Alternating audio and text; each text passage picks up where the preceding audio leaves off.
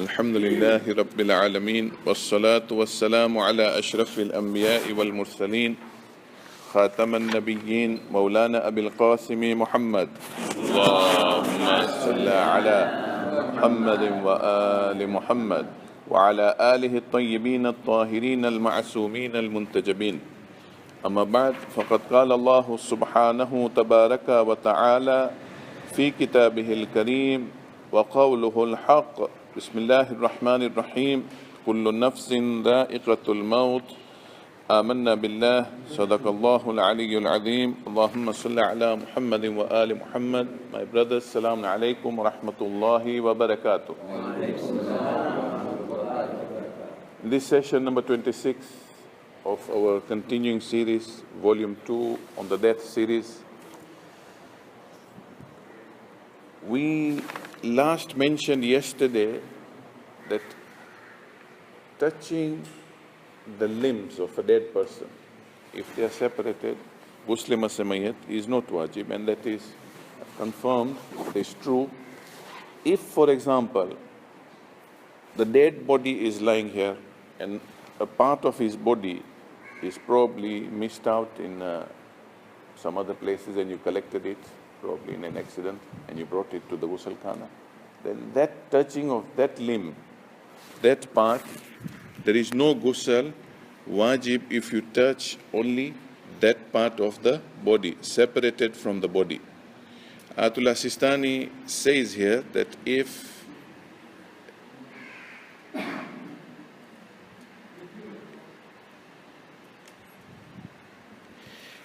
this is law number 534 in the old book and law number 516 in the new book, okay? He says if a part is separated from a living person or from a dead body which has not yet been given ghusl, and a person touches that separated part. Now the separated part is from the living body, okay? Maybe my hand or my arm was amputated, okay? Or any part of my body is removed, I'm alive, that part is dead. So, if a part is separated from a living person or from a dead body which has not yet been given ghusl, and a person touches that separated part, he does not have to do any ghusl even if that separated part contains bones. So I think it's very clear that if a part is separated and we touch, there is no ghusl masamayat. There was another question. Unfortunately, the people would ask questions. These questions are not here. I know there is another session going on at the other mosque there, but that session will start, inshallah, I think at 6:15, 6:30.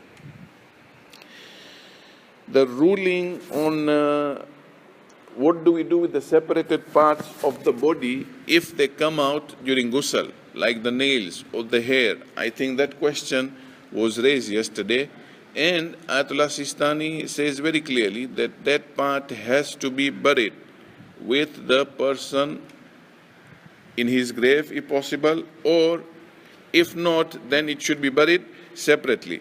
Let me read that ruling so that it becomes very much easy for all of us.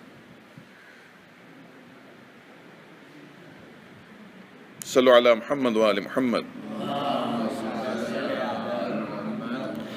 Ayatollah Sistani says in rule number 631 in the old book and rule number 613 in the new book, he says anything which is separated from the dead body, even it is the hair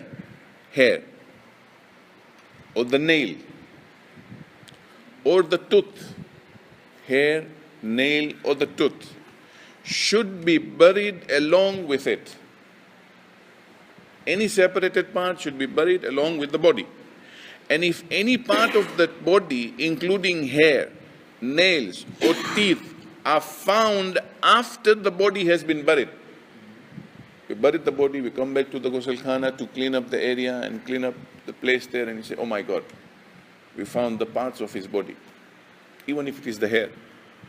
Even if it is the hair. If any part of the body, including the hair, nails or teeth, are found after the body has been buried, they should be buried at a separate place as per obligatory precaution means it is ehtiyat wajib to bury those parts separately. If this is the grave, probably just near there, okay, separately doesn't mean that we go and bury on the eastern side or the western side, just next to the grave.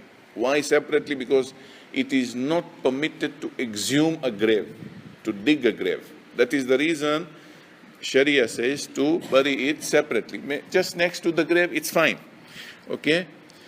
And it is mustahab that nails and teeth, now these are for living people. If we have cut our nails and we have removed our tooth, for example, and these things have been extracted, the teeth or the nails have been cut off, then if it is during our lifetime we have done this, then what we should do is when we are alive, whenever we have these nails cut or these teeth removed, we should bury them instead of putting in the wash and basin, instead of putting in the latrine. It is mustahab to bury these things. Okay, Sallu ala Muhammad wa ali Muhammad. Now, there is another thing. Once the water that comes out of the ghusl, which is washing the body, of course, when you are preparing the body, there will be blood probably, there will be some waste, some impurities, there's a lot of dirt coming out. That water, it is makruh to put it into the drain. Our systems are like that. We put it in the drain. That water, it is mustahab to go into a latrine, dig a pit in the ground, it goes into a grave kind of, and then the thing is covered. Okay? We don't have a system here, but probably if we have that system, it's fine. But if it is not, it's not haram. If it goes, okay. But this is the right way, so that that water of that person that is washed goes into the ground on a separate pit, kind of. A latrine, into the ground, and you cover it. Okay, continuing from where we left yesterday. There was one other question. Unfortunately, when he is not here, he was here, I think I saw him, and he has left. He asked about the berry leaves. Why berry leaves are being used? Why we can't use the plum leaves? Why we can't use the lotus leaves? Okay, first of all, the berry is actually not strawberry or raspberry. Berry is the name that we normally give for this Kiswahili word of kunazi or bor in Gujarati. Berry comes from the word, the other word for berry is lot trees. The actual Arabic word is sidr. Sidr in English also means lot, berry, lotus.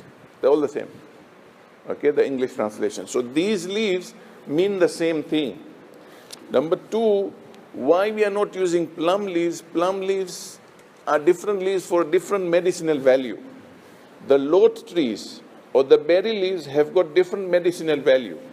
That is the reason why it has been advised by the Holy Prophet Muhammad sallallahu alaihi wasallam